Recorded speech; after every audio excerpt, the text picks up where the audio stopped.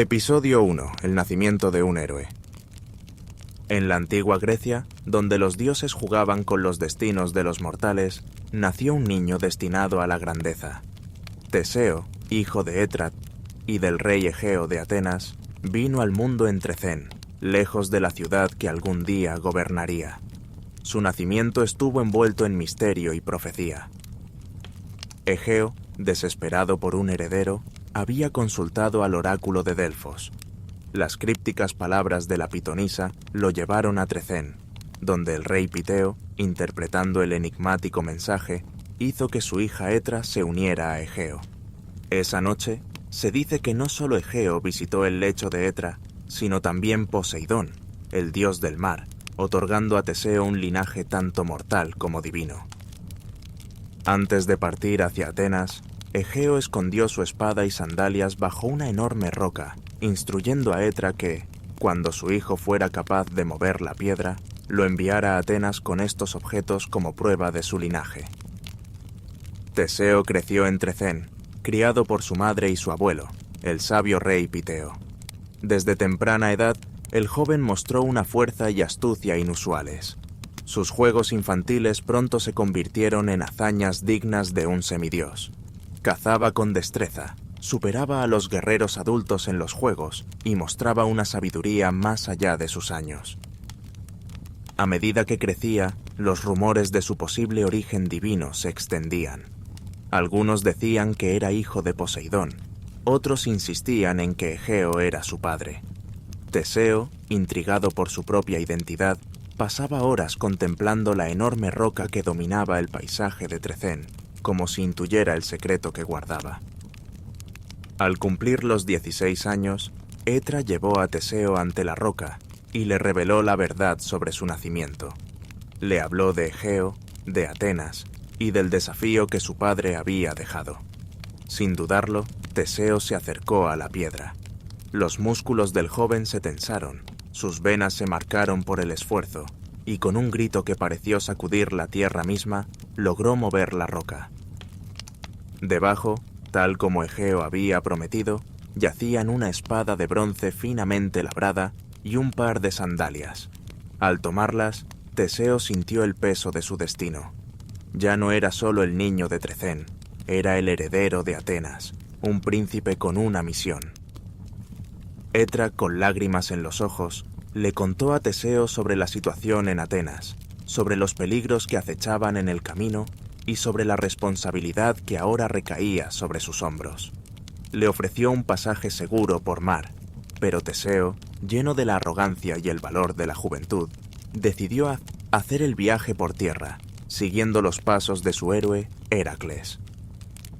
Esa noche, mientras Trecén dormía, Teseo se preparó para su viaje. Se ciñó la espada de su padre, se calzó las sandalias y, con una última mirada a la ciudad que lo vio crecer, partió hacia lo desconocido. El camino a Atenas estaba plagado de peligros, pero también de oportunidades para forjar su leyenda.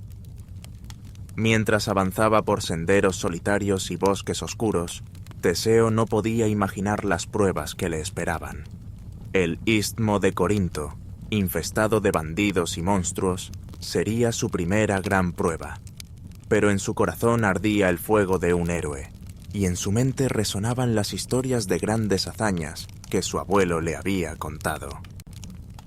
Así comenzó la odisea de Teseo, el joven príncipe que partiría de Trecén como un muchacho y llegaría a Atenas como una leyenda viviente. Cada paso lo acercaba no solo a su destino, sino a su transformación en el héroe que Grecia necesitaba. Episodio 2. El camino hacia Atenas. El camino que Teseo eligió para llegar a Atenas era conocido como la Vía Sagrada, pero en aquellos tiempos oscuros poco tenía de sagrado. Infestado de bandidos, monstruos y desafíos mortales, este sendero había cobrado la vida de incontables viajeros. Pero para Teseo, cada peligro era una oportunidad para probar su valía y forjar su leyenda.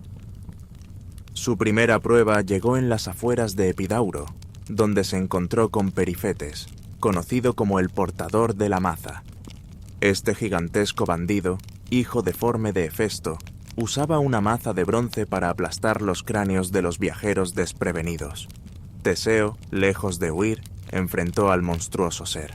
Con agilidad esquivó los brutales golpes de Perifetes y, en un momento de descuido del bandido, logró arrebatarle su maza. Con su propia arma, Teseo acabó con la vida de Perifetes, adoptando la maza como símbolo de su primera gran victoria.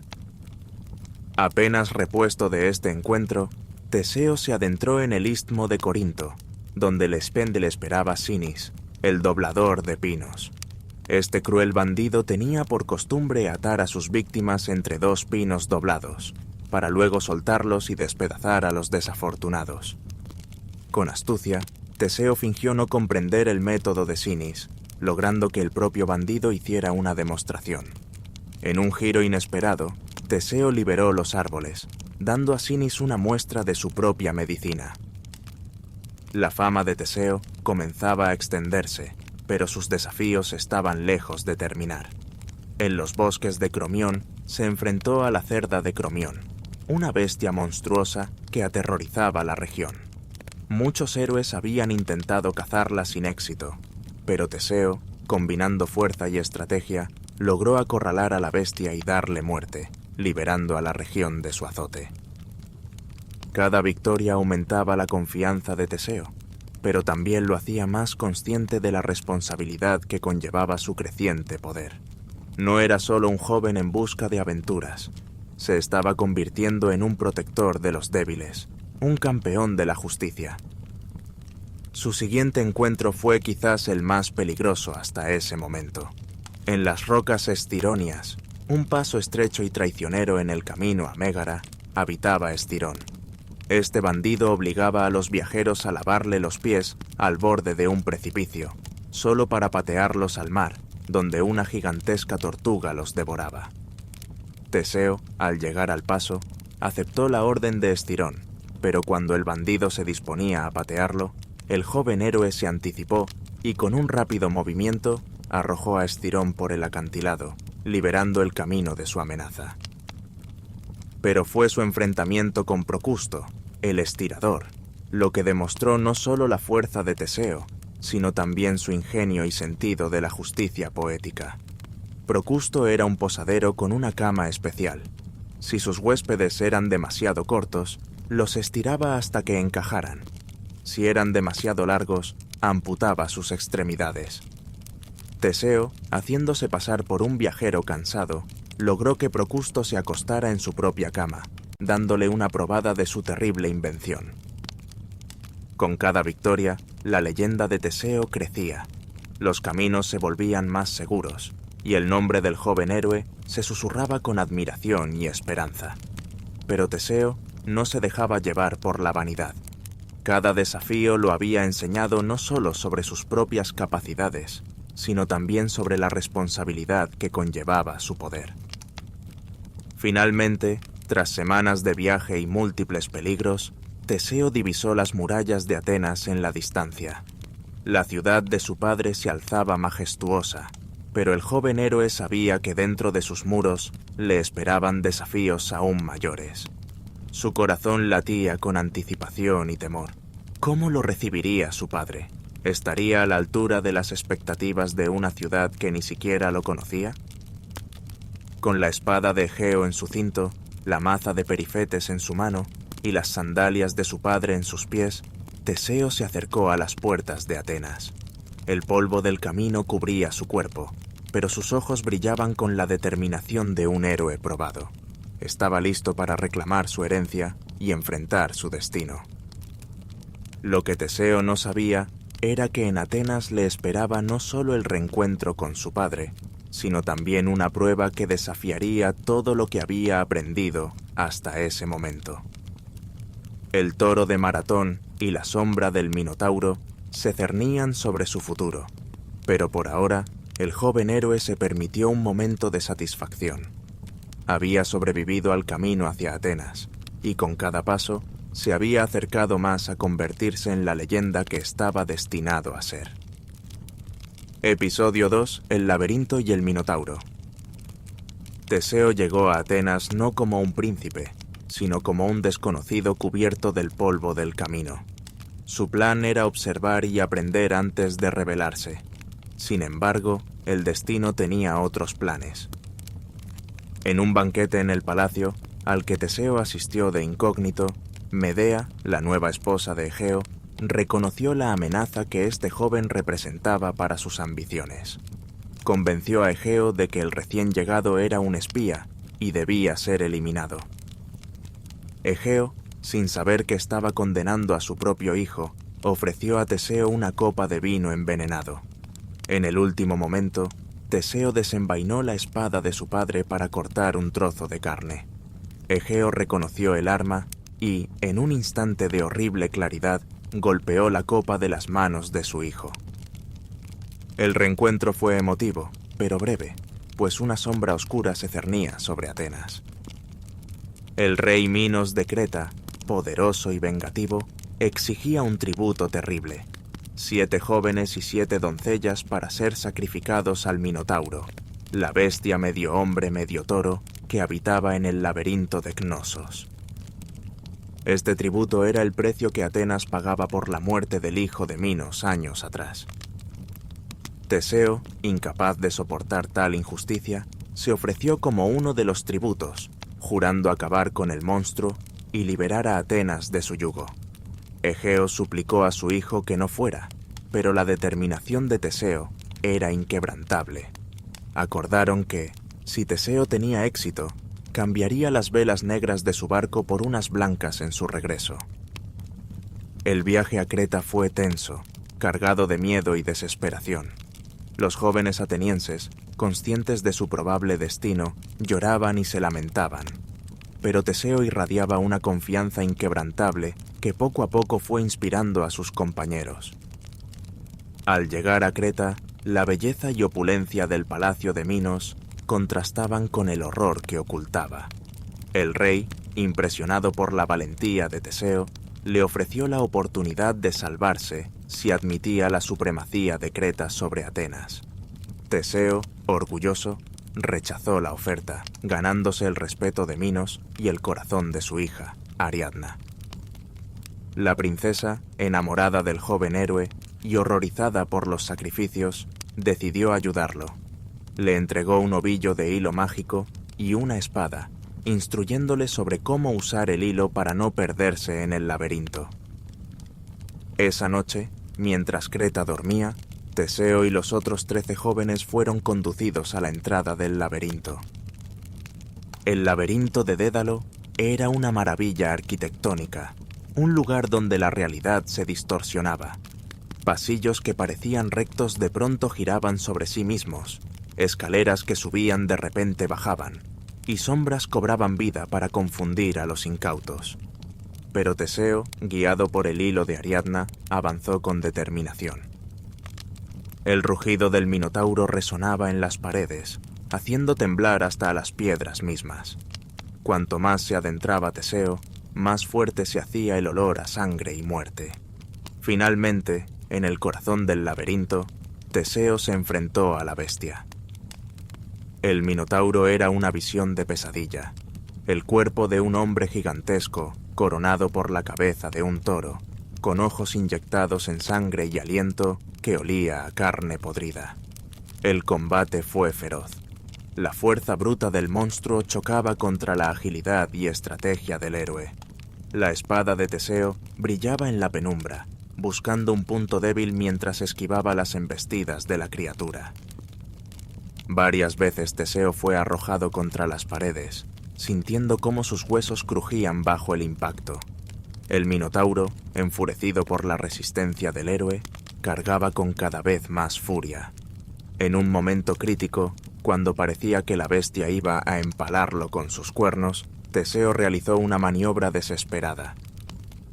Se dejó caer al suelo y rodó entre las piernas de la bestia, aprovechando su impulso para que se estrellara contra la pared. El impacto fue ensordecedor, y por un instante el laberinto entero pareció estremecerse. Aturdido pero no derrotado, el Minotauro se volvió, su furia alcanzando nuevos niveles.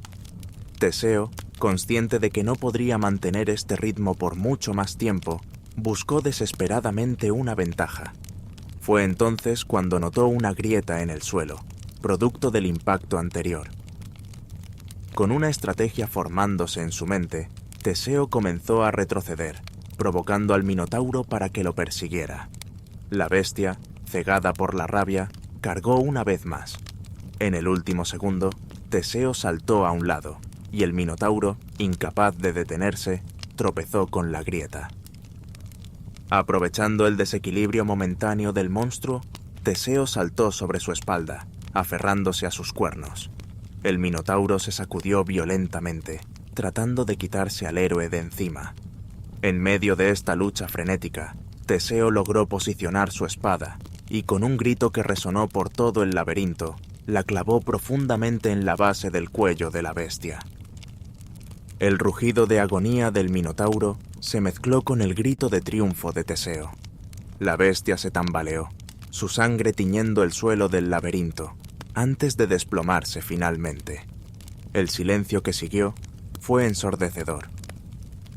Exhausto pero victorioso, Teseo se apoyó contra una pared, respirando pesadamente. La realidad de lo que acababa de lograr comenzaba a sentarse. No solo había derrotado al Minotauro, sino que había liberado a Atenas de su terrible tributo. Guiado por el hilo de Ariadna, Teseo reunió a los otros jóvenes atenienses y los condujo fuera del laberinto.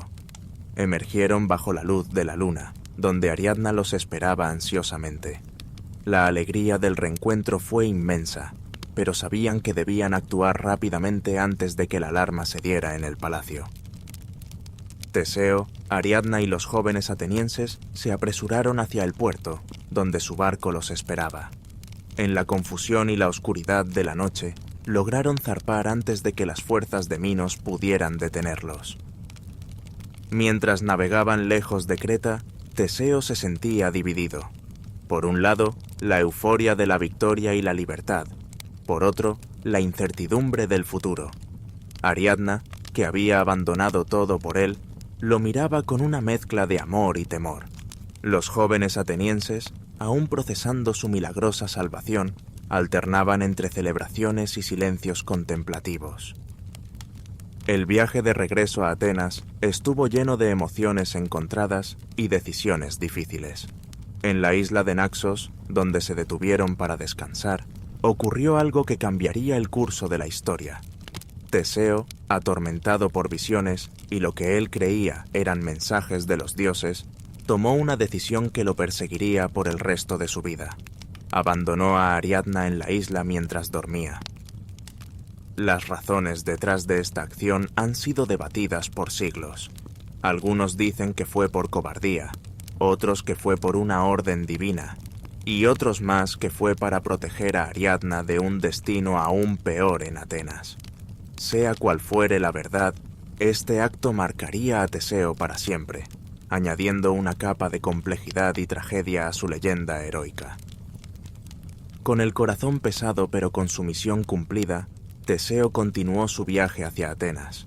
Sin embargo, en su estado de confusión y remordimiento, cometió un error fatal. Olvidó cambiar las velas negras de su barco por unas blancas, la señal acordada con su padre para indicar su victoria. Mientras el barco se acercaba a las costas de Ática, el rey Egeo, que había pasado días y noches en vela esperando el regreso de su hijo, divisó las velas negras en el horizonte.